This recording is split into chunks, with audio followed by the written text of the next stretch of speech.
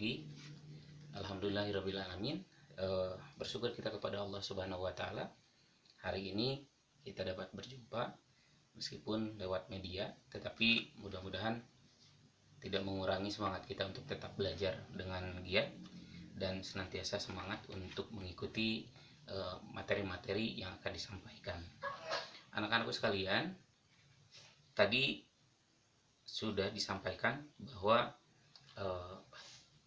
untuk saat ini kita masuk ke pelajaran PLH, dan insya Allah ke depan Bapak akan setia menemani kalian mempelajari materi-materi yang akan disampaikan seputar pendidikan lingkungan hidup atau PLH.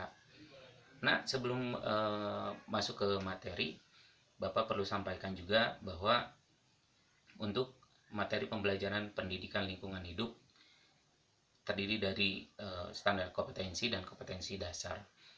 Standar kompetensi ada 5, semester 1 dan 2, kemudian kompetensi dasarnya kurang lebih ada 15 kompetensi dasar yang nanti harus dilalui, dan kita akan menguraikan materi-materi dan menjelaskan dari pelajaran 1 dari semester atau dari standar kompetensi pertama sampai dengan kelima, termasuk di dalamnya berkaitan dengan kompetensi dasar. Baik, di semester yang pertama, di pelajaran yang pertama itu tentang atau materi yang akan kita bahas adalah menanam bunga di dalam pot.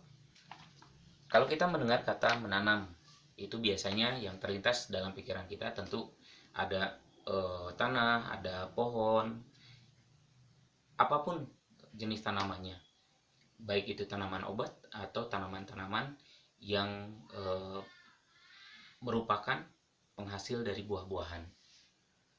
Kalau misalnya kita lewat pada satu rumah di mana lahannya sangat luas, maksudnya teras rumah, kemudian ke halaman depannya itu sangat luas. Kalau kita lihat dari halamannya itu penuh dengan bunga yang rapi, kemudian berwarna-warni, tentu kita akan sangat senang melihatnya. Pandangan menjadi sejuk, kemudian suasana di sekelilingnya menjadi segar karena apa? Dari tumbuhan-tumbuhan yang tumbuh di sana. Nah, tentu saja ada tempat atau ada lahan yang biasanya dijadikan untuk menanam tanaman tersebut. Kalau halamannya luas, tentu tidak jadi masalah. Kita bisa menanamnya sesuai dengan keinginan kita, letaknya di mana, asal tidak keluar dari estetis atau keindahan. Jadi tidak sembarangan juga menanam, asal menanam gitu. Nah, berkaitan dengan itu juga muncul pertanyaan, bagaimana kalau misalnya lahan yang kita punya di rumah itu terbatas? Jangan menjadi putus asa. Wah, nggak bisa menanam nih, tidak bisa bercocok tanam, kita bisa menanam bunga-bunga atau tumbuhan-tumbuhan yang bermanfaat, bisa dijadikan obat atau manfaat-manfaat yang lainnya. Apa solusinya? Nah, solusinya adalah menanam dengan menggunakan media tanah tapi di dalam pot, ya. Nah, tumbuhan-tumbuhan yang biasanya ditanam itu tumbuhan-tumbuhan yang memang ada manfaat, baik secara estetis ataupun kegunaannya atau manfaat yang lainnya, yang berkaitan dengan kesehatan, berkaitan dengan kebutuhan-kebutuhan keseharian dan lain sebagainya. Nah, di dalam fungsinya tanaman itu selain untuk keindahan juga untuk kesehatan. Salah satunya adalah untuk menyerap, biasanya kalau di sekitar kita seperti misalnya tadi terdengar suara motor. Apabila motor itu lalu lalang setiap hari, setiap menit, setiap detik di depan rumah kita, tentu ada yang namanya polusi. Polusi itu adalah bercampurnya zat yang tidak baik yang mempengaruhi kadar udara bersih. Nah, apa kemudian hubungannya dengan tanaman tadi? Nah, tanaman-tanaman tadi itu dapat berfungsi sebagai penyerap karbon dioksida. Karbon dioksida itu yang dihasilkan oleh kendaraan atau orang yang merokok. Itu juga menghasilkan karbon dioksida. Nah, tanaman-tanaman di sekitar kita itu kemudian menyerap karbon dioksida, kemudian mengeluarkannya dalam bentuk oksigen atau O2. Karbon dioksida itu CO2 ya, kalau oksigen O2.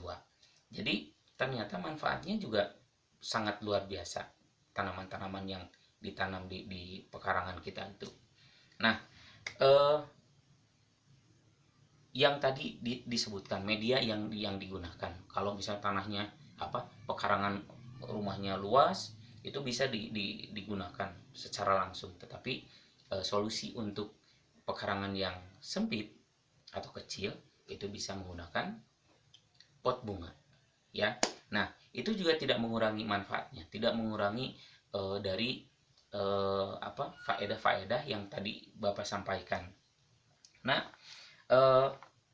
menanam tanaman bunga di dalam pot juga mempunyai manfaat, mempunyai keunggulan juga, seperti halnya ketika menanam di lahan tanah secara langsung di halaman kita. Keunggulan menanam tanaman di dalam pot ada beberapa, di antaranya yang pertama, membuat suasana lingkungan rumah menjadi asri dan lebih indah. Jadi dengan pot itu juga bisa kita tata sedemikian sehingga suasana rumah juga akan terasa sejuk, kemudian segar, belum wangi bunga dan lain sebagainya. Kemudian yang tadi, manfaat yang tadi, polusi udara itu bisa diserap, dan kemudian udara yang dihasilkan, yang dikeluarkan oleh tumbuhan itu menjadi sangat bermanfaat buat manusia. Kemudian dengan menanam di dalam pot, tanaman dapat diatur dengan baik. Penataannya ya dapat ditata sedemikian. Kemudian yang berikutnya, tanaman yang ditanam di dalam pot itu dapat diletakkan di tempat yang kita inginkan. Jadi mau di teras, tapi kita bikin nih trap-trap untuk meletakkan pot itu juga akan sangat indah ya, melihat secara estetis itu sangat luar biasa indahnya. Kemudian kita dapat menggunakan pot-pot yang mempunyai desain-desain dari bentuk, dari warna yang macam-macam, sehingga ketika kita memandang makin semakin terpikat untuk melihat gitu. Kemudian ketika berada di rumah, kita seolah-olah tidak mau pergi kemana-mana, dan itu semua ditambah dengan kreativitas yang kita punya, itu akan lebih menambah lagi sangat terasa manfaat-manfaat yang dihasilkan dari tanaman-tanaman atau media yang digunakan melalui pot. Kemudian pot juga bisa dipindah letaknya. Jadi kalau misalnya bosan, letaknya jangan di situ tuh, bunga yang pertama kita pindahkan ke tempat yang lain. Jadi sifatnya tidak tetap, tidak permanen, harus di situ saja, tapi bisa dipindah sesuai dengan keinginan kita. Ya. Nah, kemudian tanaman di dalam pot juga diletakkan di dalam ruangan dapat memperindah. Jadi tidak harus di halaman, tetapi ketika misalnya dijadikan hiasan di dalam rumah juga akan sangat indah, asal sesuai bunga yang dipilih untuk di dalam rumah itu tidak sembarangan. Jangan pohon kayu yang besar dibawa ke dalam rumah, nanti bisa rubuh rumahnya ya, bisa rusak dan lain sebagainya. Nah, biasanya yang diletakkan di dalam rumah juga punya fungsi tertentu ya. Misalnya kebetulan kalau misalnya ayah atau ibu kalian yang masih ada yang merokok misalnya, di dalam rumah itu ada tanaman yang berfungsi untuk menyerap asap rokok itu, namanya tanaman lidah mertua. Itu berfungsi untuk menyerap udara yang kotor karena asap rokok ya. Kemudian dengan memelihara tanaman di dalam pot lebih mudah karena kita bisa mengelompokkan tanaman berdasarkan jenisnya. Misalnya ada bunga mawar, ada bunga melati. Tapi kalau melati biasanya di halaman ya, karena untuk pohonnya ukurannya agak lumayan besar. Kecuali kalau bunga mawar, kemudian ada bunga-bunga yang lainnya, anggrek biasanya langsung ditempel, karena bunga anggrek itu maksudnya jenis pepohonan yang harus menempel pada pohon inang atau pohon induk, karena dia sifatnya parasit. Oke. Kemudian yang berikutnya, berbagai jenis tanaman bunga yang dapat ditanam di dalam pot. Kalau misalnya sekarang di rumah kalian bisa perhatikan kira-kira bunga apa saja sih yang ditanam di dalam pot. Itu kalian bisa perhatikan, bisa tanya ke orang tua nama tanamannya apa, kemudian cara perawatannya seperti apa. Itu bisa lebih detail lagi kalian bertanya kepada orang tua kalian yang rajin menanam tanaman di dalam pot di rumah kalian masing-masing. Kemudian tanaman bunga yang ditanam biasanya lebih cenderung kepada bentuknya atau warnanya, ya. Jadi masing-masing dari tanaman yang rata-rata ditanam di rumah itu warnanya yang warna-warni, ada yang merah, kuning, hijau, ungu, dan lain sebagainya. Kemudian kalau ke bentuk, biasanya tanaman-tanaman yang agak besar tetapi tidak memiliki batang yang keras, ya, tidak memiliki batang yang keras. Di sini ada contoh di halaman 5, itu ada aglaonema dan anthurium, atau sering juga disebut gelombang cinta, ya, gelombang cinta. Itu biasanya ditempatkan di teras rumah karena memang bentuknya yang agak besar, ukurannya agak besar, kemudian di potnya juga agak besar. Nah, tanaman bunga yang ditanam karena manfaat atau khasiat, misalnya ada lavender, kemudian zodiac, ya, itu masing-masing dari dua jenis tanaman itu mempunyai khasiat untuk mengusir nyamuk, karena dari baunya nyamuk itu tidak suka. Oke. Kemudian tanaman yang ditanam karena bentuknya yang unik, misalnya anthurium juga tadi sudah, adenium atau kembang kamboja itu juga digunakan, ya. Selain itu juga ada tanaman yang penyerap racun yang tadi Bapak sampaikan. Selain lidah buaya, lidah mertua, ada juga lidah buaya, ya. Lidah buaya juga mempunyai manfaat, salah satunya adalah menyerap racun. Yang kalau kita perhatikan juga manfaat yang lainnya ada, misalnya untuk kesehatan kulit kepala, menyuburkan rambut, dan lain sebagainya. Termasuk juga ada jenis tanaman lidah buaya yang bisa dikonsumsi, ya, tapi melalui pengolahan, karena kalau langsung dikonsumsi ada getah yang menyelimuti daging dari tanaman lidah buaya ini yang tidak enak rasanya.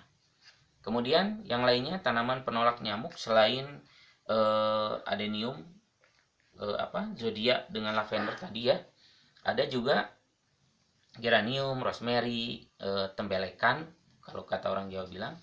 Nah, itu bunga-bunga yang mengeluarkan zat atau senyawa yang tidak disukai atau bahkan mematikan bagi nyamuk. Nah, selanjutnya adalah menyenangi penanaman bunga di dalam pot. Itu kalian bisa belajar kepada orang tua kalian yang senang menanam tanaman di dalam pot. Nanti juga pada saat kita belajar secara langsung, insya Allah kita akan praktek untuk menanam dari benih sampai dengan tumbuh, dan itu harus dilakukan perawatannya oleh kalian secara masing-masing, secara individu, ya. Mudah-mudahan ke depan kita bisa bertemu secara langsung, pembelajaran secara langsung, dan melaksanakan praktik untuk penanaman tanaman di dalam pot. Ada beberapa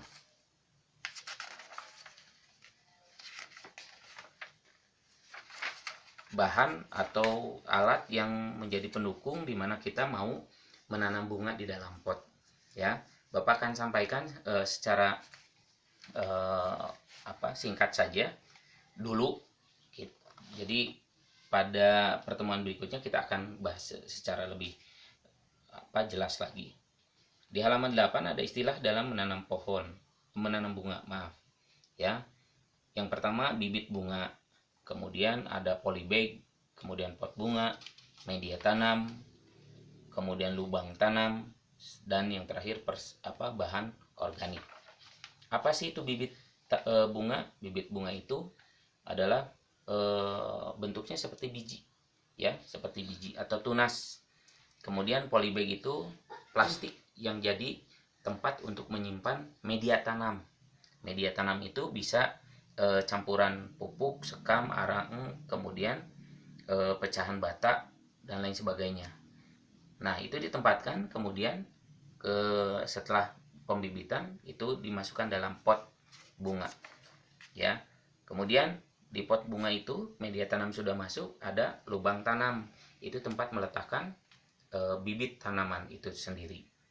Kemudian bahan organik. Bahan organik itu adalah bahan-bahan yang tidak mengandung kimia. Pupuk kandang, kemudian ada pupuk kompos, pupuk hijau. Itu pupuk kompos itu dihasilkan dari pembusukan daun-daun yang jatuh kemudian dikubur, kemudian beberapa saat, beberapa minggu ada semacam penumbuh bakterinya. Jadi setelah itu baru bisa digunakan. Ya. Kemudian ada persiapan menanam bunga. Itu juga ada beberapa di sana. Kalian bisa lihat. Yang pertama menyiapkan bibit bunga, kemudian menyiapkan pot, kemudian menyiapkan media tanam, cara menanam bunga dalam pot. Ya, di sana bisa kalian lihat di halaman 10 cara-caranya. Kemudian sampai kepada pemeliharaan. Di pemeliharaan ada penyiraman, pemupukan, pemangkasan, dan pembasmian hama. Baiklah anak-anakku sekalian, itu tadi materi pertemuan yang pertama kita. Mudah-mudahan pada pertemuan berikutnya insya Allah kita akan bahas lebih dalam lagi, dan kita semua diberikan kesehatan dan semangat untuk tetap belajar. Dan ingat selalu menjaga kesehatan, jangan pergi kemana-mana, kalaupun harus keluar rumah pakai masker, dan pulangnya cuci tangan. Baik, itu saja yang bisa Bapak sampaikan untuk saat ini. Terima kasih atas perhatiannya. Billahi taufiq wal hidayah. Wassalamualaikum warahmatullahi wabarakatuh.